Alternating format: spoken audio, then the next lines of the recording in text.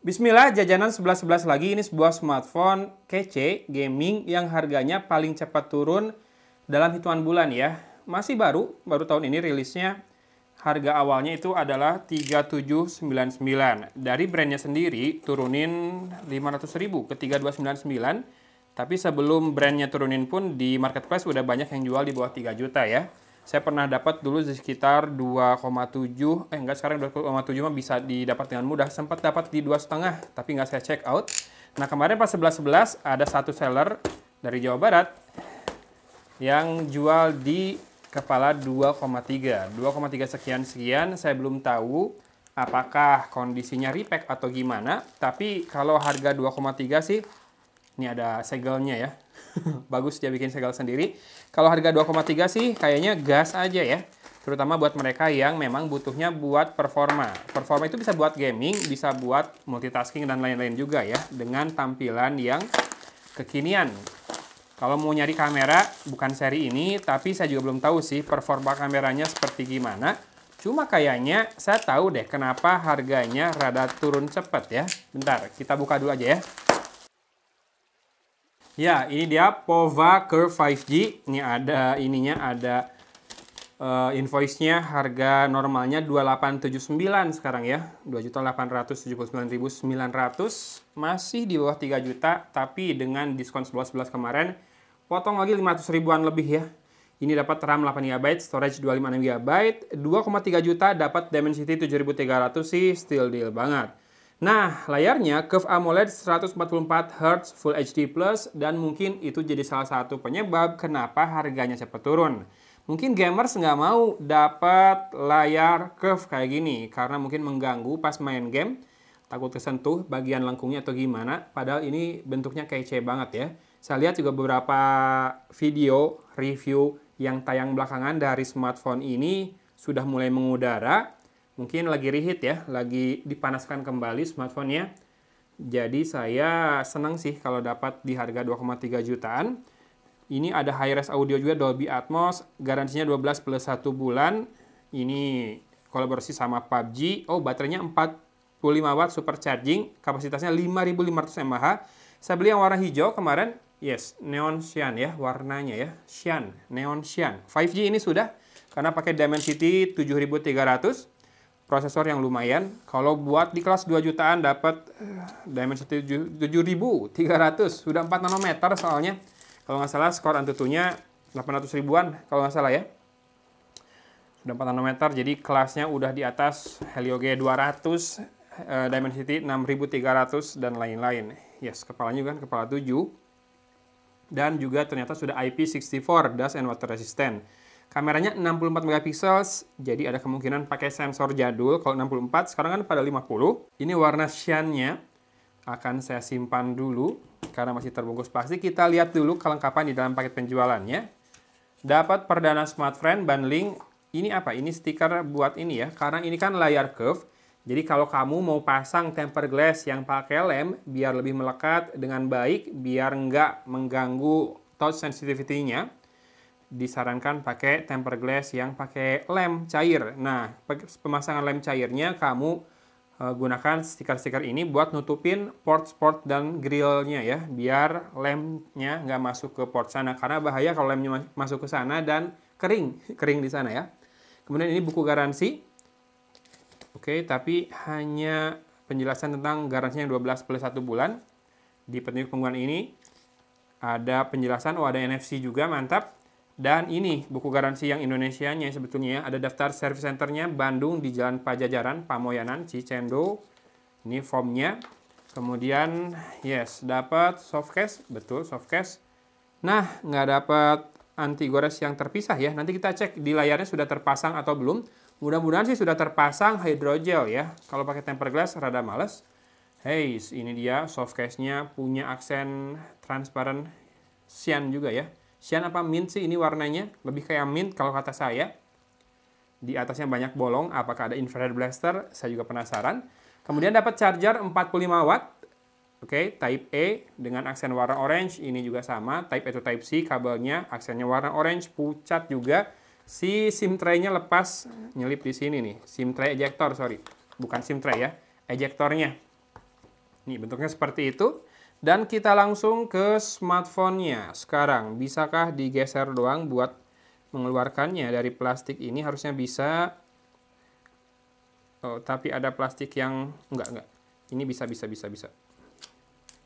Nah, bisa. Kamu putar sedikit plastiknya dan lepaskan. Dorong ya. Wih, ini kece banget. Yes, ini dia.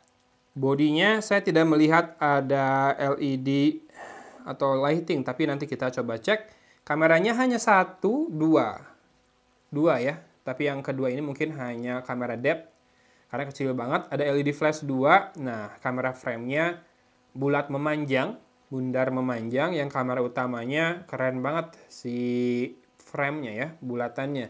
Yang ini juga dikasih aksen garis-garis yang kece banget. Ini juga bodinya kayak ya mechanized kayak gitu. Curve 5G 64 megapiksel AI kamera, tulisannya Design by Tecno. Ini ada keterangan NFC-nya.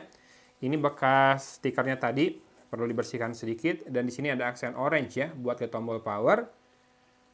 Oke, di sisi atas kita lihat ada mikrofon kedua buat noise cancellation, infrared blaster, dan ada speaker grill keduanya. Dan ada tulisan di sini, nggak di tengah ya, Dolby Atmos. Teman-teman bisa lihat nggak? Nih, Dolby Atmos. Yes, di situ Dolby Atmos di sini nih, di pojok kiri atas ya. Sisi kiri kosong melompong, layarnya curve kelihatan, frame-nya plastik dengan finishing glossy, tetap ada aksen cyan atau mint-nya. Di sisi bawah ada SIM tray, mikrofon, port Type-C dan speaker grill berupa 6 buah lubang. Tray-nya apakah ada slot micro SD atau tidak? Itu yang akan saya cari tahu sekarang. Tidak ada ya, jadi kebanyakan smartphone dengan layar curve dan bodi tipis begini, si tray-nya itu hanya berisikan 2 slot nano SIM card, tipenya sandwich alias tumpuk. Kemudian ada tombol power dan volume rocker, tipis-tipis juga di situ, segera kita nyalakan. Layarnya, oh yes, layarnya belum terpasang anti gores apa-apa. Nggak dapat juga ya, jadi harus beli anti goresnya. Yang mana buat saya sih mendingan nggak usah pakai sekalian, biar feels lembutnya di tangan, touchscreen-nya lebih responsif kalau tanpa anti gores. Cuma hati-hati aja kalau disakuin barang kunci, barang keras lainnya.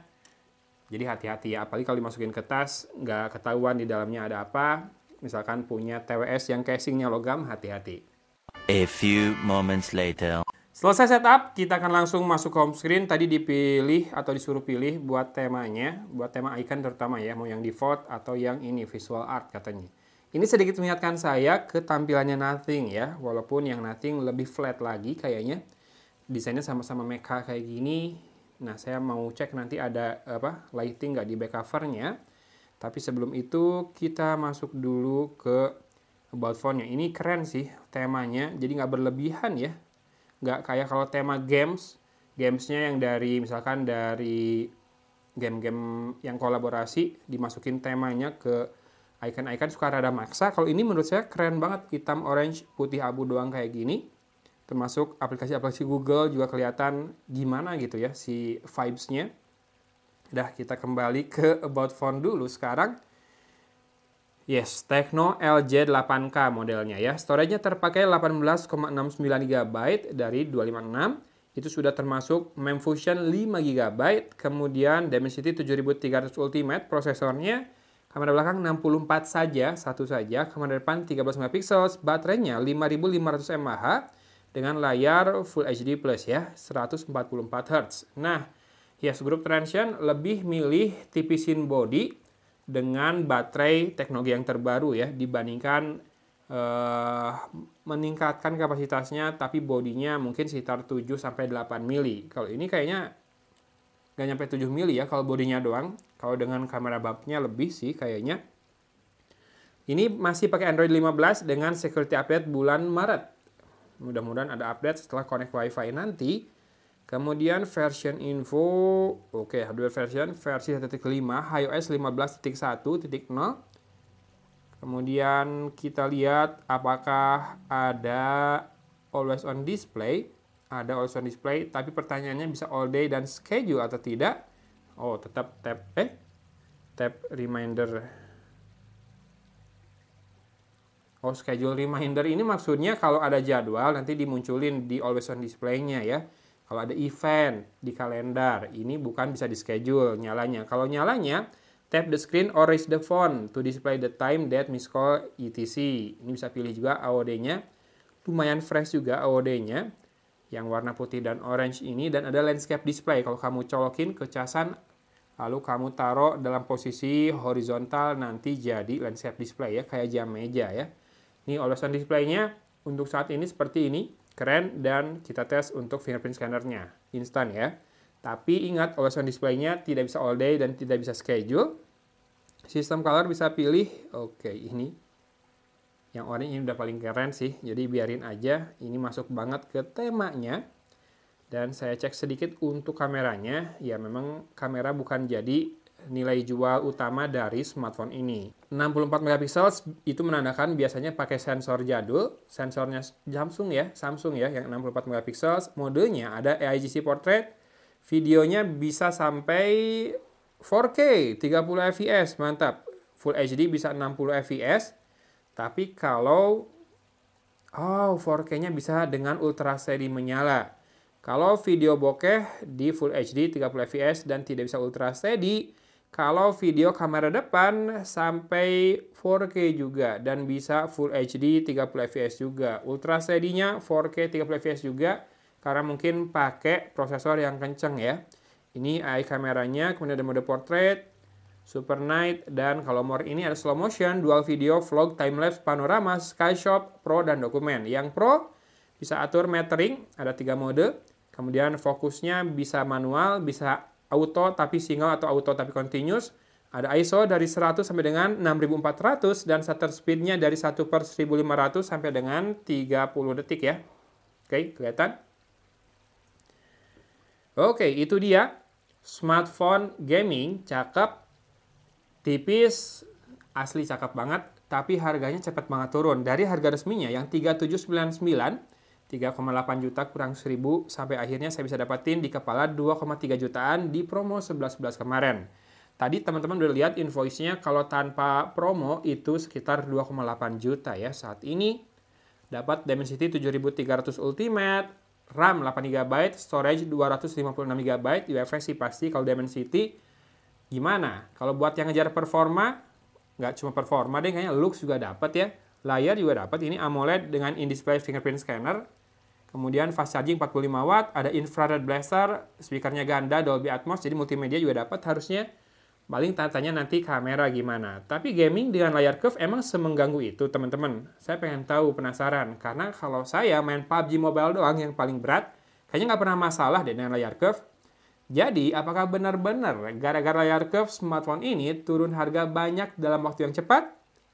Boleh komen ya. Gitu aja dulu unboxingnya. Teman-teman yang tertarik juga dengan smartphone ini sekarang di harga yang lebih menjanjikan, sangat menarik harganya saat ini, boleh cek produk yang muncul di video ini atau buka link di deskripsi ya. Cek yang paling murah yang mana. Gitu aja unboxingnya. Hatur nuhun dari Kota Cimahi. Agon pamit undur diri. Wassalamualaikum warahmatullahi wabarakatuh.